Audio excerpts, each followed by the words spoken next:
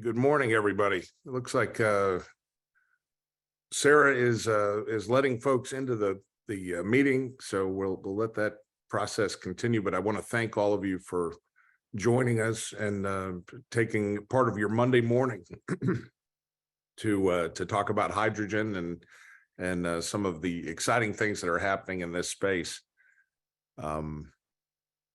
Casey Kelly, I'm going to hand it over to Casey Kelly once it looks like we've stabilized on people coming into the room. But I do want to thank Casey Kelly from Constellation, who has offered to lead what we're calling our hydrogen markets and technology group, to look at the developments in the space, look at the opportunities in the space.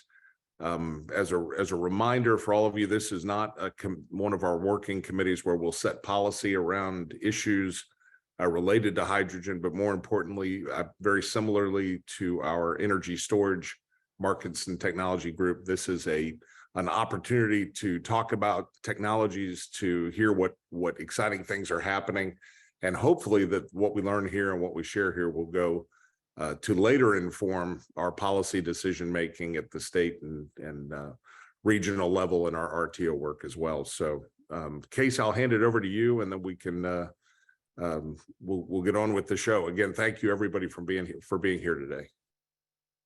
Perfect. Thanks, Jeff, and I appreciate you agreeing to moderate this today for our group. But we're excited to have our first hydrogen working group of the year, I guess ever. And today we're going to have Jeff Bechdel and Steve Everley from FTI Consulting, and I won't spend too much time talking about that. They're going to introduce themselves here in a minute, but I want to go ahead and just remind folks that as we're having this conversation today, if you think about topics in the hydrogen space you would like to hear more about, or different speakers that you think might be good for this group to hear, please send those over to me, and we will work to get those scheduled. But with that, I don't want to take too much of their time. So Jeff and Steve, if y'all want to introduce yourselves really quick, and then I think we can jump right in.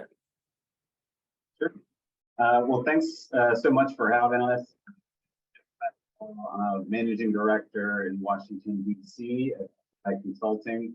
Work with my colleague Steve on the Energy and Natural Resources team here, and spend quite a bit of my day-to-day on hydrogen. We support a number of groups and individual clients across the hydrogen value chain, production side to end use. And it's definitely an exciting time and probably the right time to be having this conversation. So really looking forward to jumping in. Yeah. So Steve Everley, Managing Director in our Washington, D.C. office.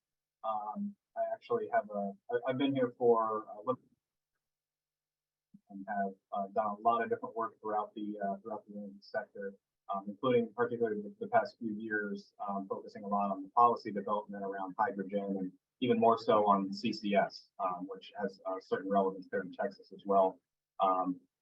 Jeff Clark and I met several years ago. I was actually based in Texas for about 5 years in our Dallas and Houston offices, and did quite a bit of work with him and with APA over the years. Happy to jump in here and just kind of launch in what we want to talk about while just getting that loaded up. What we tried to put together here is, a little bit of quick information on, who FTI is, and this is really about FTI. Just give you guys a little bit of information on who we are, but then also kind of go into what are sort of the key opportunities, or what are the key things on the landscape with hydrogen right now. And a group like APA that may be trying to map out and sketch out how it's going to engage, where it needs to engage. Maybe there'll be some useful intel throughout all of that. So Steve, I'm going to look to Sarah Smallwood, who's coordinating for us in the behind the scenes here, to make sure that your PowerPoint deck is going to come up. And I'm going to ask you guys, if I'm not sure what your setup is, if as you trade off, if you can get closer. I think you're cutting out just a tad, I think, from being farther from the microphone. I do want to say, I've known Steve and Jeff. And part of what we'll talk about today is, of course, the opportunities in hydrogen for our own business strategies and our own strategic opportunities as companies. but also some of the opportunity that exists in states like Texas and Oklahoma, Louisiana, the overlap with the oil and gas industry, which I think creates new renewable energy opportunities for us to be energy providers as they work to decarbonize. And I actually met Jeff at an oil and gas event here in Austin, which I thought was very timely. I always enjoy crashing their events and drinking on their tab and getting to meet people in the industry. So that was nice.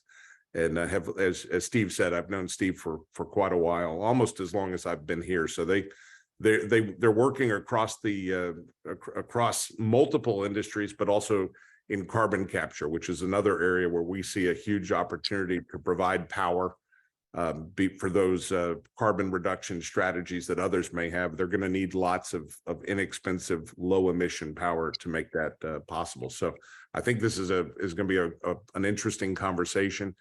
And as Casey said, I'll just remind you, if there are other voices and perspectives, this is going to be an ongoing series. So let us know who you'd like to see included. The last thing I'll say, and Steve, I'll hand it back over to you. And Sarah Smallwood, do we have a PowerPoint ready? They should be able to share. Okay. So you guys can share, and I'll just ask the group if, as you have questions, we have the Q&A open, and so just post your questions there in the chat, and then we'll get those in front of Jeff and Steve. So again, thanks everyone, and Steve, I'll hand it over to you guys. Thanks. Sure. Are we able to see the screen here? Jeff, can you give me a nod or a... I can see it. I'm assuming everyone else can. So I if can see it, yeah. okay. Well, here's, like I said a few minutes ago, here's just kind of a general overview of who's talking to you right now. I know that there are, probably some familiar faces and names here among the group that's joined, but for those who are not familiar with FTI, the simple description is a full service business advisory firm. We're global. We're in every major city. And one of the things that is a little bit different about us is that we actually take a specialist structure, which means, Jeff and I are in our energy and natural resources sector. All we work on is energy. There is nothing else that we work on day to day that keeps us plenty busy. And Jeff in particular, hydrogen pretty much keeps him busy from 9 to 5. So we have a little bit of a different structure than some other firms that provide support in this area. And another differentiator, I would say, is the work that we have done on hydrogen. You go on the next slide. This is a space that we've actually been in for more than a decade and have provided support, before hydrogen was cool.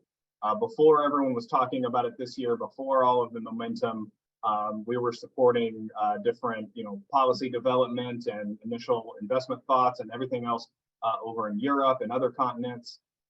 Had provided early support to the formation of the Hydrogen Council and other entities in that regard. So as we look at the opportunity in the United States, which is this presentation is focused on, we're bringing to that not only an understanding of what the current policy landscape looks like, but also a background in what the universe has looked like in hydrogen for the past 10, 15 years, how that has changed.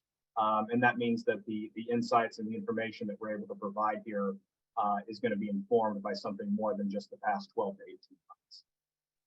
And hey, fellas, if I can chime in real quick, is it possible to go to presentation mode on your slides here?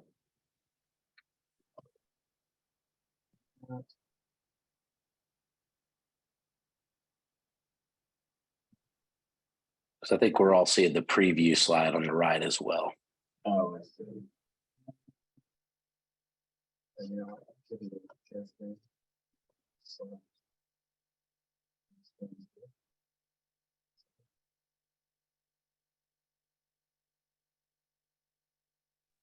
Perfect. Thank you. That looks great. Sorry about that. Screen swap. Sorry about that. While we are skilled in hydrogen, maybe PowerPoint is not our best suit, which is probably an indictment of us as consultants, but I hope you will forgive us all. And then here's just, and again, I mentioned the Hydrogen Council and the other work that we have done in this space over the years. This is just an illustrative list of the companies and the associations and groups that we've supported in this space over the years, which I think will give you a pretty good breadth or a pretty good picture of the breadth of work that we've done here, not just in the United States, but again, globally. And with that, I'll turn it over to Jeff here to walk through kind of the current landscape and what kind of issues we're seeing around the world. Sure. Thanks, Steve. And yeah, I mean, Steve's absolutely right. You know, the hydrogen is without question having a moment right now, and one that's expected to continue for some time. And frankly, quite a bit of that is thanks to some opportunities that have come along here in the last few years, particularly when you look at the incentives that have been passed through federal legislation. You know, whether it's the hub funding or the hydrogen tax credit, or just industries looking to decarbonize, hydrogen certainly is playing a key role there. But importantly, and as we'll get into, you know, alongside those opportunities are some pretty significant challenges. And of course, as additional taxpayer funding comes to support the industry, increased scrutiny comes with that, of course. And so those challenges can range from, you know, hydrogen is a little bit of a different molecule than, say, natural gas or some of the other you know, energy sources that perhaps, you know, we have more experience working with. So how does it behave? How can we ensure that it's contained properly? There's questions about water usage, about pipeline integrity, whether that's new build or retrofits.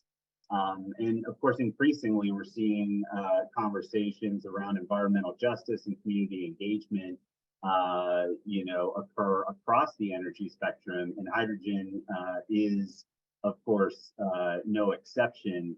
The one benefit, of course, is that we're in early innings, relatively speaking, with hydrogen, and so the industry has a real opportunity to get some of these challenges right from the start. So with that, we're just going to dive a little bit deeper into a few key topics, and I'll add, you know, please feel free to throw questions in the Q&A section. We are going to set aside some time at the end for Q&A as well, so very happy to answer any questions as we go through this. But I think, you know, without question, at least through our maybe slightly biased DC lens, the hydrogen tax credit is the hot topic right now. As you may know, it was included in the Inflation Reduction Act that was passed last fall. There's a 10-year time horizon associated with this tax credit, and it's quite lucrative as well. So what this is essentially setting up is a very you know, attractive environment for hydrogen investment, especially from a global scale. But the reason it's a hot topic right now is that despite the legislation being passed last year, Treasury is in the process right now of determining the manner in which companies can claim the tax credit. And so there's some debate going on right now, particularly focused on grid-connected electrolytic hydrogen and the carbon intensity of that hydrogen and some of the ways by which that carbon intensity can be measured. We've listed a few of the key terms here: additionality, time matching, deliverability. These are really sort of what's driving the conversation. I think there's, you know, a number of academics and environmental NGOs that are really pushing for strict rules that would be implemented here to ensure that the hydrogen is as clean as possible. The other side of the debate is an industry that recognizes, again, you know, we're in the early stages of growing this industry. Some flexibility would go a long way to ensuring that investment that's needed to really grow the industry from day one is effective and is such that we can get the volumes of hydrogen that are needed, that we can put in place those demand drivers that will be necessary to sort of meet the production side of the equation, and really, hit the targets that this administration and Congress has set out through the next coming decades. So it's definitely a hot topic. Treasury is expected to issue its guidance sometime next month. Whether that target gets hit or not, your outlook may depend on how effective you think the federal government is in terms of hitting its deadlines. But that is when they're expected to issue their guidance, at which point I think we'll all have much greater clarity as to which projects may qualify for the tax credit and which may fall outside of it. And of course, that will unleash a whole new era of hydrogen here in the United States going forward. Another key legislative development that actually occurred before the tax credit was through the bipartisan infrastructure law, and that was hydrogen hub funding. I'm sure most of you are familiar. This $7 billion funding opportunity has created a flurry of applications from potential hubs across the country. The process for this included submitting concept papers, which the DOE reviewed, and which at least 31 applicants were encouraged to submit full applications here this spring. Those were due in April. DOE is reviewing applications currently and is expected to award winners here sometime this fall. And it's anticipated that the hydrogen hub winners in this initial phase will potentially be a larger group, and then will be condensed down at subsequent points along this 10 to 12 year process to a set of finalists that are perhaps smaller in number, but that are very well suited to really demonstrate what hydrogen can do. And that's part of the legislation here. That's part of the requirement, is that the diversity of the hubs is what Congress wanted to see when it passed this bill. They wanted to see hydrogen hubs that may put an emphasis on one production pathway over another. So that's natural gas with CCS, or mostly with renewables, or predominantly nuclear hydrogen, as well as those a series of end uses that Congress determined were important: transportation, industrial processes, power generation, heat. The idea behind this is really, let's get some funding pulled together. Let's bring industry together so that we can match supply with demand and have that offtake occur as a natural part of this process, so that these hubs can grow and really be the seedlings for a full-fledged industry over the course of time. So, one thing at FTI that we've really been focused on, and I mentioned this earlier, is given where we are in the process, this is a really important time for these hubs and for industry in general to be communicating directly with the communities where these projects are going to be sited or in the process of being located, because it's a terrific opportunity to tell hydrogen's story,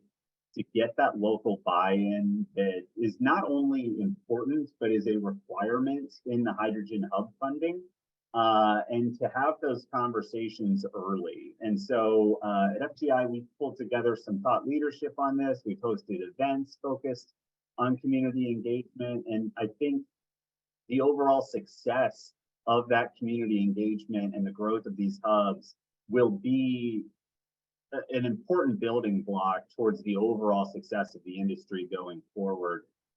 And so we've spent quite a bit of time focused on that area as these hubs go through the application process and are awarded here later this year.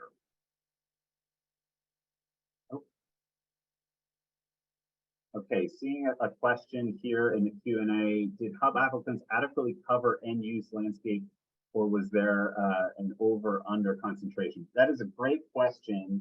And unfortunately, I have not a great answer, and that is that the application process has been somewhat opaque in that it's a direct conversation between the hubs and the Department of Energy who's reviewing those applications. So what I would say to the question is an effective application would absolutely have both sides of the equation there, because as you may have seen even just last week, DOE has put forth another $1 billion in funding that's focused on that end use part of the equation, because I think particularly with the tax credit, there's a sense that the production side is being addressed at least to a degree. But because hydrogen is still competing with other energy sources, and whether that means electrification in some cases, or it's competing with natural gas, maybe in the more industrial process side of things, the cost competitiveness of hydrogen is going to be really important.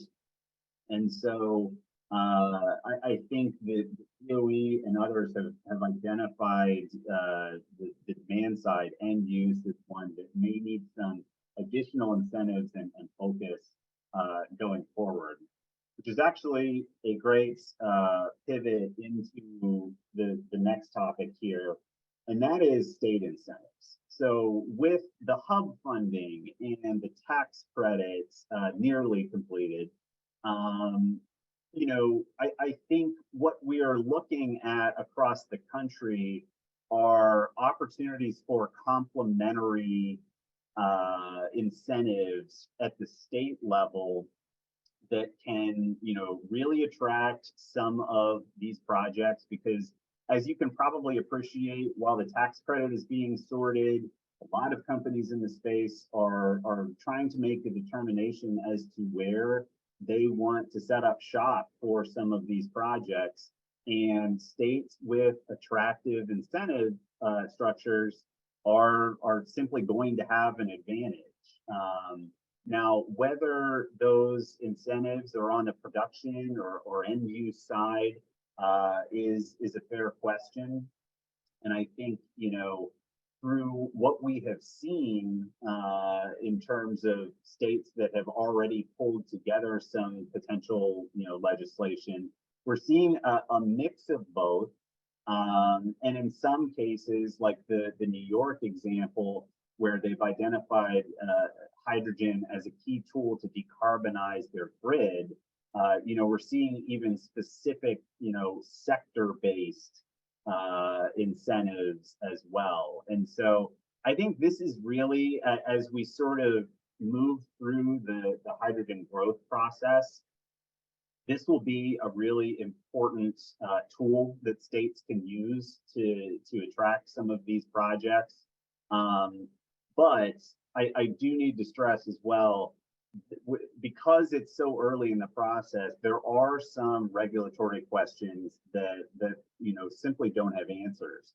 That's the case at the federal level, but it's also the case at many state levels as well, in terms of which entities have jurisdiction over hydrogen pipelines, for example. Or just tracking essentially the rulemaking bodies that have oversight authority over essentially what is a new industry. Getting those regulatory questions answered will provide an additional layer of certainty that these projects will need in order to come to that final investment decision and really, start putting steel in the ground, so to speak. And so I think that'll be a critical part of what states are doing and considering here over the next few months. I'll say a couple things here too, just real quick. I mean, if you think about, this landscape, and there's I don't want to call it Wild West, but some states, Colorado, New York, have moved forward with their own state-based rules or policies. And other states may be considering that. They may not even know that they should be considering that. So a group like APA that's looking to engage here, this is going to be an area where there's going to be that opportunity. One other thing that Jeff mentioned about some of that clarity over federal regulation, federal rules, and how that impacts where you can develop and how you can develop. If we take a step back and look at the broader ecosystem here, I mentioned I do a lot of work in the CCS space. And in California, they have said CCS is going to be a key part of our climate policy and meeting our climate targets. But they've also said you can't build any CO2 pipelines until PHMSA has updated its rule. So you could see, I mean, states are making these kinds of rules where they basically put an effective moratorium or something close to it until there is that clarity. And I think in the hydrogen space, that's that kind of uncertainty, that broader world of uncertainty that we like to look at and try to identify to help people. So the last topic we wanted to cover before we turn to the Q&A portion is the role that environmental NGOs are playing in this process. As you all can probably appreciate, they're very involved here. They are very influential, particularly among certain federal audiences, as well as at the state level. I would say, having kind of studied where some of these groups land, some of them have very particular views on, say, the production pathways for hydrogen. There are some groups out there that are, for example, adamantly opposed to any fossil fuel production of hydrogen, whether that includes CCS or not. There are others that are maybe more focused on hydrogen not being a quote unquote panacea for all of our energy needs, and sort of maybe taking more of an electrify first approach and hydrogen second, wherever needed. So I think it will be critically important to continue to track how these organizations are speaking out on these issues, as well as identifying, are there opportunities to potentially partner with some of these groups, depending on their views and how engaged they are in certain topics. I mentioned the hub process a little earlier. This is an area where environmental NGOs have been, fairly outspoken in the fact that the applicants who are wanting to, essentially keep their planning relatively private because it is a competitive process. So there's not much of an incentive there to share what's in the applications to date. And DOE, at least through the legislation, doesn't really have a requirement to share what's in those applications either. Some of the environmental NGOs have criticized the lack of transparency that has come from that process. And so that's something we're certainly keeping an eye on. And I know Steve, who has worked a fair amount in the natural gas space as well, has seen some parallels between where we are today with hydrogen and maybe where we were sort of towards the beginning of the shale revolution in this country a little over a decade ago as well. Yeah, and that's a good point, because you look at not only where potential critics or skepticism might be today, but also trying to think about where they're going to be in 5 years and 10 years. Jeff mentioned about, the opportunity to engage and collaborate. And I think that's still the name of the game. He highlighted an article that our team published earlier about community engagement and the importance of doing that. And there's some lessons learned here in terms of potentially how to engage folks who might look like critics, but are actually just trying to solve a very complex problem. The natural gas comparison here is kind of eerie, I would say, in that there's a lot of this kind of like, hey, this could be a great solution, but we have to make sure we check off X, Y, and Z. In the natural gas context, it was methane use and trying to get a handle on what that was. What was that number, raising some concerns about that. And over time, you saw certain groups kind of move from the sort of cautious support of natural gas into more of a, almost exclusively critical position of it. The bridge has ended. It's time to move on to something else. And certainly, if you're looking at, from the hydrogen industry's perspective, how do you avoid that kind of scenario?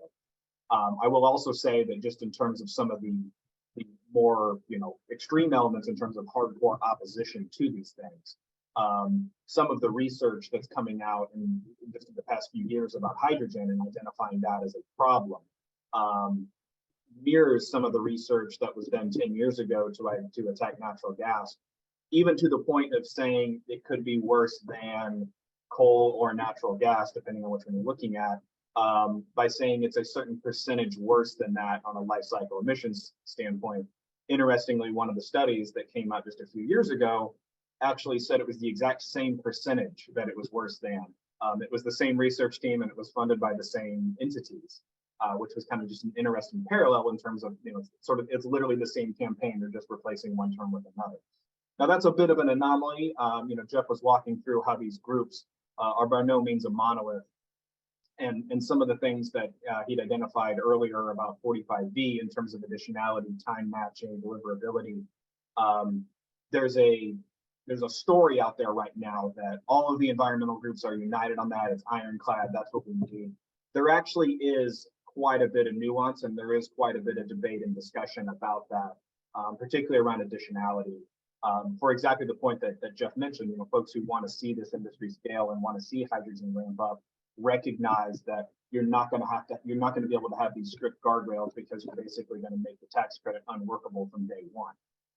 So how do you sort of navigate that? And that's why I think one of the takeaways from this page is, in addition to the fact that there is criticism, is that it's not monolithic. And there's a lot of nuance. And again, just to stress for the fourth or fifth time now, the opportunity for engagement and collaboration is there, especially in these early days, to kind of shape the way we move forward.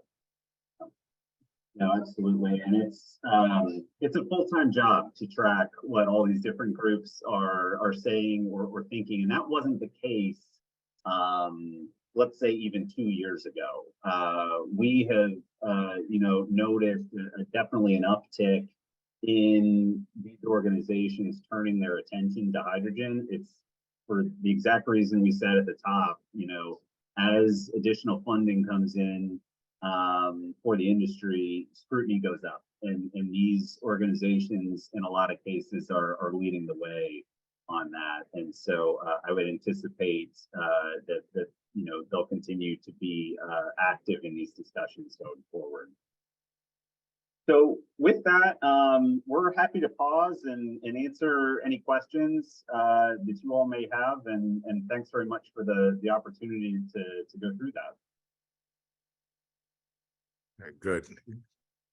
Great presentation, guys. I'm going to open it up to I'd ask folks who are online to submit your questions in writing. And I see a question from Judd, but I'm going to lead off. And first of all, I want to thank you both for being here. I saw you last together in DC.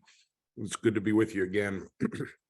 And I'll say for the group that we have worked very collaboratively. We have a very unique footprint as an organization in that we are in Texas, we are in Oklahoma, we are in Louisiana, we're in Georgia, where we have a hydrogen task force meeting here on the 24th, which we'll be sharing a copy of this presentation with that group for them to enjoy.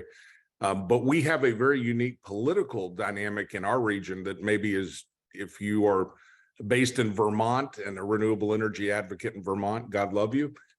It's a very different dynamic than working in a state or in multiple states where the economies have been oil and gas based for nearly a century. And so we see some convergence, and I want to talk a little bit with you guys about infrastructure. You mentioned pipelines, and we struggle to get transmission lines built to where we need for renewable energy, but also it seems like there's a converging opposition to power lines and pipelines, and there may be, of course, moving to a hydrogen economy is going to require infrastructure. But I wanted to lead off, and then we'll jump to Judd's question, but just for the benefit of those on the call who may not have done a lot of research, it seems hydrogen is that, in my mind and what I'm reading, electrification is possible in a lot of different sectors of the economy. Easy to replace coal-fired electricity or coal-generated electricity with renewable electricity. We have energy storage that's going to help us overcome some of our variability issues, but there are processes that simply can't be electrified. You know, heating, things of that type for chemical manufacturing, whatever. Can you give us just the elevator pitch for why hydrogen is essential to decarbonizing the economy, because in the gap that electrification alone can't fill? Yeah, no, absolutely. It's why we're here today, honestly. It's because hydrogen has a role to play that other technologies just are maybe less efficient at addressing or can't. And so maybe just highlight a few of those. So, you know, particularly within the transportation discussion, you know, I do think that the battery EVs have done a very good job at dominating the passenger side of the transportation equation.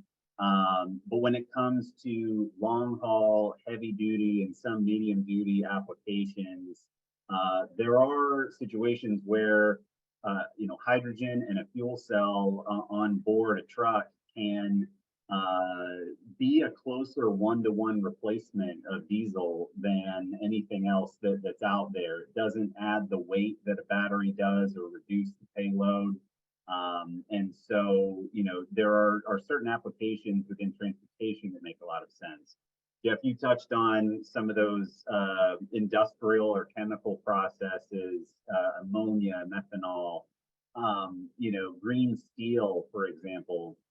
The intense, high heat, energy dense required industrial processes, that's where hydrogen can really play a key role that some other technologies can't.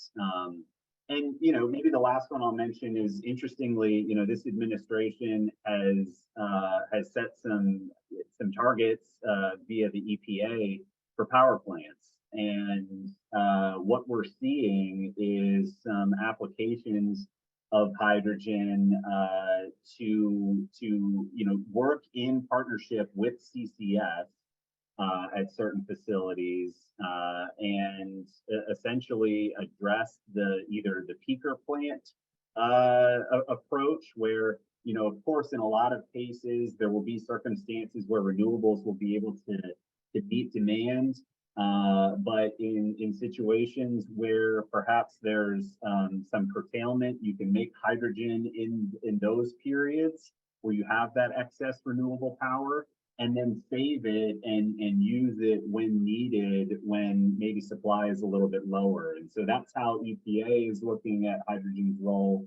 And so, you know, they cover a number of different sectors and industries, and that's obviously a great thing. It demonstrates hydrogen's versatility, but it also makes it a little bit difficult to get your arms around it, because those applications, you know, that I mentioned, transport, industrial, power gen, they're broad and diverse, and so so that's a benefit, but also a little bit of a challenge when talking about, you know, what hydrogen's role can be in the decade. Yeah. And I know the thought, I'm sure for many of the renewables developers on the call right now, the thought of taking power that's curtailed and or selling negative due to oversupply and using that in low demand hours to generate a commodity that can later be sold at a much more profitable, hopefully, price. That's an interesting value proposition for that extra energy that we're making. I'm going to jump to I could, as you guys know from the last time we met, I could probably pick your brain for several hours. So I'm going to jump over to a question from Judd Messer. It relates to the NGOs that you are working with. Of course, these are oftentimes allies of ours in pursuit of environmental in emissions reduction, other things. His question is that, have you found that these groups are open to a transparent conversation about the complexity of these issues? And it would seem, in his question, seems like they wouldn't want to throw the baby out with the bathwater, but is perhaps, and we have found this from time to time, or are there funding sources behind them that perhaps have a different agenda than just purely emissions reduction? Sure, I'm happy to start. And I like the controversial questions, so apologies for putting you guys on the spot early. No, that's what makes it interesting, right? Yeah, look, the answer is, of course, it depends on the group, and there are some that I think are coming to this discussion with more of a solutions focus than others, and so obviously that makes a difference. I think we have had some good working relationships in the past with, for example, the Clean Air Task Force.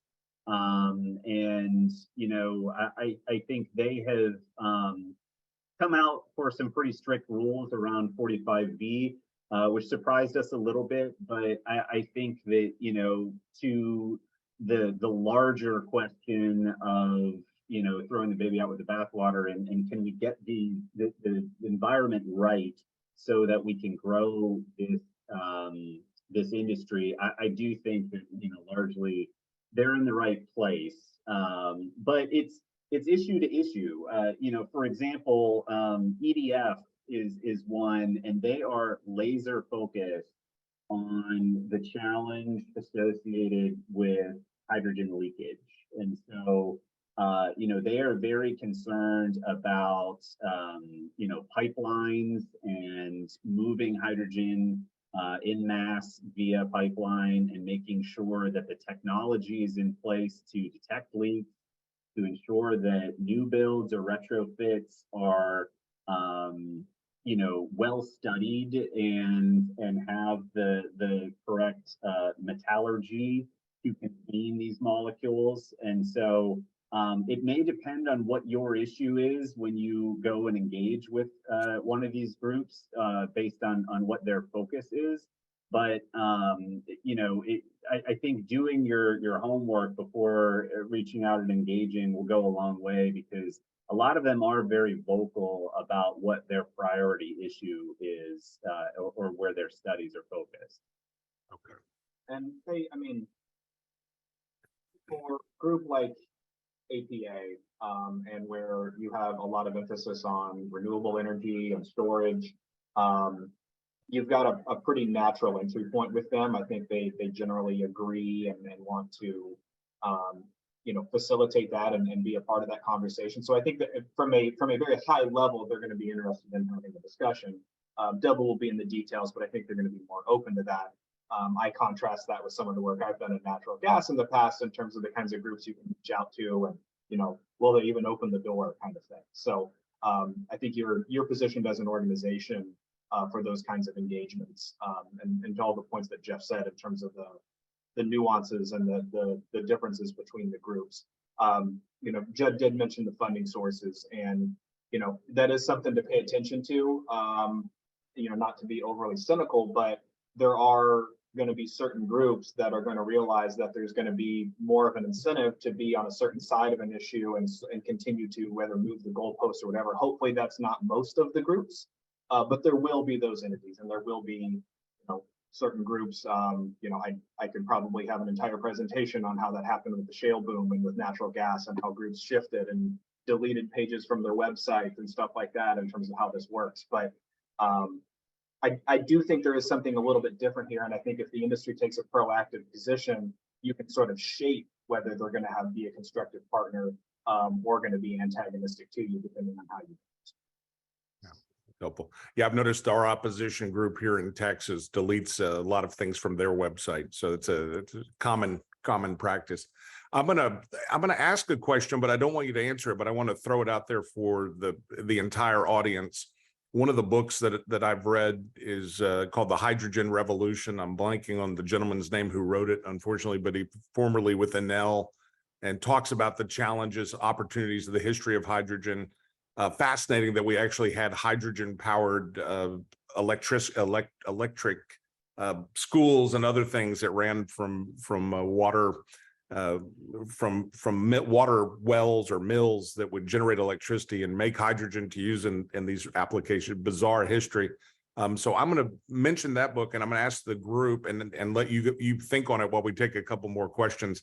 What are you reading and what are you recommending? And if there are folks in the audience who have recommendations for books, I think this is a fascinating area of science that we all need to get more versed on. But let me ask you a question. You mentioned, and I'll note before I ask the question, that we have not taken a position as an organization on the hourly versus annual matching, and have had a lot of conversations, but have not taken a position. But the question is, what are your thoughts regarding the tax rate between hourly and annual?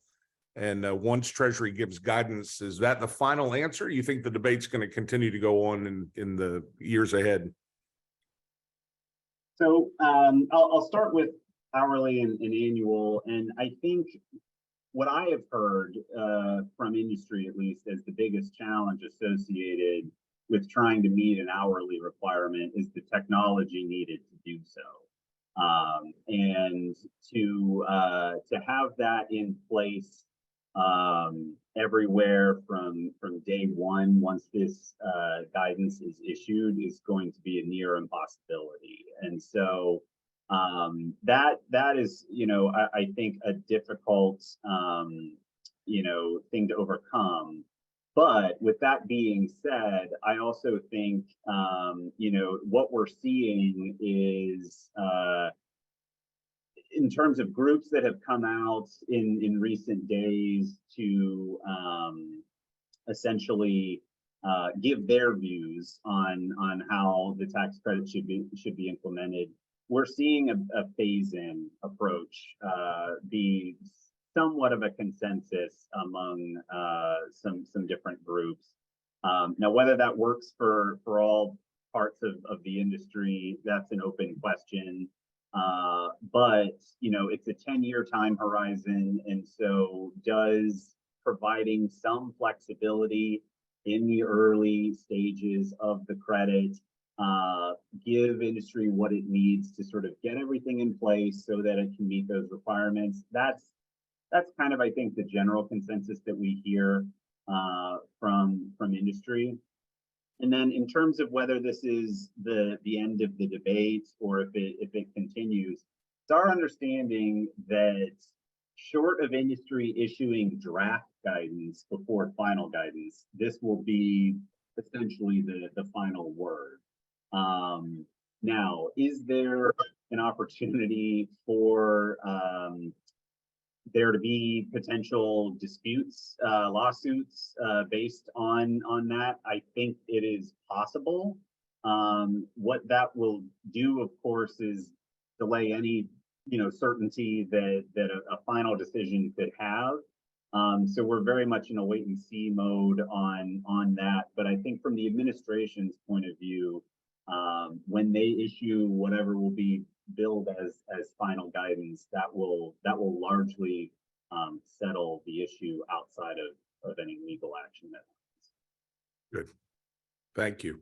And Judd has refreshed my memory that it was Marco Alvera who wrote The Hydrogen Revolution, and recommend that. Maybe Casey, we can get him on a presentation at some point. The next question. Well, let me you mentioned the metallurgy issues related, obviously we have embrittlement issues related to pipelines and obviously the leakage concerns because of the nature of a hydrogen molecule. I think I'm going to expand the question. This question came from Josh, but specific technical challenges. I know we have folks from GE on the call, and they have teams working right now to figure out, what capacity and what percentages can we run hydrogen and natural gas mixed together to reduce emissions and without affecting or perhaps improving efficiencies. What are the major technical challenges remaining? He specifically asked about energy density for storage and transport and water usage. And we do see a number of hydrogen projects announced in places where you think, well, there's not a whole lot of water there. So how's this going to work? But we clearly have several announced on the Gulf Coast and other places. What are the major technical issues that remain, and what organizations are out there looking to tackle some of these major issues, folks that we ought to be looking at and getting involved with? Yeah. No, I think you've touched on a lot of the big ones. On the pipeline and metallurgy side of things, there have been a few studies out. Columbia did one a couple years ago that, identified pipelines as the most effective tool to move hydrogen at significant volume. And then, complemented that with some views on what solutions could be to address the challenges that come with it. Honestly, the biggest one there will be just the cost. Whether you're retrofitting or building new, that's a difficult challenge to overcome. I do think that, in the near term, the idea behind the hydrogen hubs is let's get production and end use as close together geographically as we can to essentially put off that problem. Let's grow the industry and we'll get there when we need to. That's one solution. I think another that we see quite a bit, maybe one that wasn't mentioned, is the efficiency side of things. There are circumstances where hydrogen is potentially maybe a little easier to use, but it's not the most efficient. And so, addressing that challenge, I think, kind of in the passenger transportation space, it is much closer to a one-to-one replacement in terms of, a consumer-facing industry like going to the gas pump than electric vehicle charging. However, there are some efficiencies in terms of converting electricity into hydrogen, taking that hydrogen, putting it on board a vehicle, and then converting it back into electricity on board the vehicle via a fuel cell. There's naturally going to be some efficiency losses there. And so addressing those challenges, I think will be important. And, again, to talk about which groups are leading where, to a degree, it does depend on the challenge and the industry. But, we're certainly seeing a lot of really exciting stuff, like you mentioned, from the GEs and others in that power generation space that, they are building, those new turbines that can use natural gas today and use hydrogen tomorrow. And that's a really exciting area where, groups like EPA can then incorporate hydrogen into their planning long term. And that wasn't the case even just a few years ago. And so it's a bit of a mixed bag, but those are a few of the areas that we see that are challenges that we'll need to have solutions here in the coming years. I'll add one more to that too, which is also, if we're in early days, this is early days. Last week, there were some stories about hydrogen exports. And looking at a continent like Europe that is creating a hydrogen plan and roadmap, talked about cost. They could probably do it from renewables, and there's going to be a cost benefit there because they have to import so much natural gas to do things. Now, natural gas is, Jeff's probably going to strangle me for using the color, but blue hydrogen is probably going to have some cost competitiveness, at least in the short term, relative to some of these others, depending on the region. And so there's a question in Europe of, do we import natural gas and convert that to hydrogen, or do we just import the hydrogen? Now, the technical issues with importing hydrogen in terms of how much space it has to take up relative to when you condense, LNG, there's a lot of questions to ask right there in terms of whether that's feasible. But it is part of that conversation, and Europe is a big part of that conversation just because they are natural gas constrained. And if that is going to be the more cost competitive option, how do they untangle that? That obviously has a lot of ramifications for a state like Texas and Louisiana, major LNG exporters, and how does that debate play out? And that may actually pivot into the next question there about other folks who are involved in the space. But Jeff, in case you had any other follow-ups. I see that Ned has shared a link to a South Korean firm using 60% hydrogen. I can't open the link, but thank you, Ned, for that. I think there's it's an interesting conversation topic as I think everyone in the country right now who's involved in energy is looking at hydrogen. If you're in the oil and gas space, you see this as a way to decarbonize natural gas, make it more useful in a longer time horizon. We see it, of course, in multiple applications to be the power provider and spread the word that we want to be the power provider of first resort for all of these hydrogen manufacturers. We see the transportation space and the work that's going on there. In Louisiana, we had a senator reach out wanting to take tugboat fleets. His district happens to be where they construct most of the country's tugboats, and he wants to see those converted to hydrogen. Not because he's green necessarily, but he just sees it as a great opportunity to not only make the hydrogen. And we've had a couple of conversations with Cummins, which kind of leads to the next question. When I was with you in DC, I was picking your brains on, who are the leaders in this space, who really stands out. And I know your business is very similar to our own in that we have a lot of companies and they're all fantastic. But when you look at this space, are there companies that really stand out? The question that Samuel asked is Exxon, Shell, we know the majors are looking at hydrogen potentially. They seem, in my mind, to have some inertia. It makes it easier for smaller firms and a little bit more innovative folks to jump into the space. But are the majors kind of filling this opportunity, or do you see that there's an opportunity out there for smaller developers to come in either on the power side, on the electrolysis side? Where are the opportunities that you see? Yeah, no, there definitely are, and you're right that there are plenty of opportunities for some of those other entities, maybe smaller than enormous vertically integrated oil and gas companies. I'll start by saying, in this country, we already produce about 10 million metric tons of hydrogen annually. And so the companies that are most active involvement in that space are some of the industrial gas companies like Air Liquide, like Linde, Air Products. Those companies have a bit of a natural advantage because they have decades of producing and handling hydrogen that they can fall back on. But we are seeing companies, either emerge or shift strategies.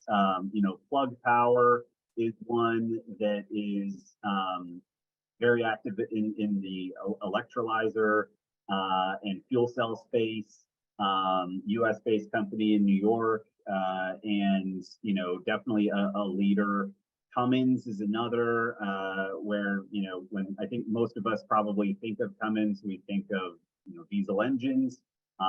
They have really looked pretty far down the field and recognized that they need to diversify what they're doing, and so they're very active, obviously, in the fuel cell trucking space, but they're also making electrolyzers. You may have seen President Biden went and visited one of their facilities a little earlier this year in Minnesota that is going to be providing electrolyzers across the country for those companies that are looking to produce hydrogen on site. And so, you know, there are a few, obviously, others that have made big announcements. Nell just made an announcement for a gigafactory in Michigan. So I think you'll see other entrants here get involved. The Exxons, Shells, Chevrons, they're obviously, their size is their advantage. Their understanding of, you know, how to handle these molecules is another. But you know, I think that they are, you know, not necessarily scaring other entrants away from the space. And so I think, especially where we are in the timeline, there's plenty of room for others to jump in and be active outside of those companies that, you know, will, to Steve's point, probably be a bit more involved in that blue hydrogen space, just given kind of, you know, where their resources lie today. I believe in Baytown is there's an Exxon project there for hydrogen with blue hydrogen CCS that is billed as the largest blue hydrogen production facility in the world. It may just be the largest hydrogen production facility in the world. I'm not sure in terms of it's one or the other, but in terms of the companies that are getting involved, how are they involved? Right there in Texas along the Gulf Coast, this is going to be a big part of what they're investing in the economy. We're going to start losing folks now that we've hit the top of the hour. So I just want to kind of ask you a couple more follow-up questions, and then Casey, I'm going to hand it back to you to wrap us up and talk about next steps. But the circling back on the water use question, you know, like I said, we see these announcements. You mentioned Air Products. AES, one of our members, has a massive, what they're building is the largest green hydrogen facility in the country that's planned here in Texas with Air Products, I believe, in an area that has water, but it's not the Gulf Coast. So I'm curious about the water use. The other question I had, and I think we're all familiar with the ability to convert ammonia to hydrogen, vice versa. Can you give us just maybe a basic explanation of the transport of ammonia, easier, less volatile? How does what is the conversion process? What are the opportunities there to ease some of the transport burden with regard to hydrogen? So what's the role of water and what's the role of ammonia? Yep. Yeah, these are integral questions. And, you know, on the water front, you put your finger on it earlier, Jeff, and that is there are regions of the country or the world that are fantastic for wind or solar that just don't have a lot of water. And so there's no question that is a challenge that the industry will need to address, and whether that means producing that electricity, you know, in those regions, and then actually producing the hydrogen perhaps a little further away where that water is a little bit more plentiful. You know, that's one area.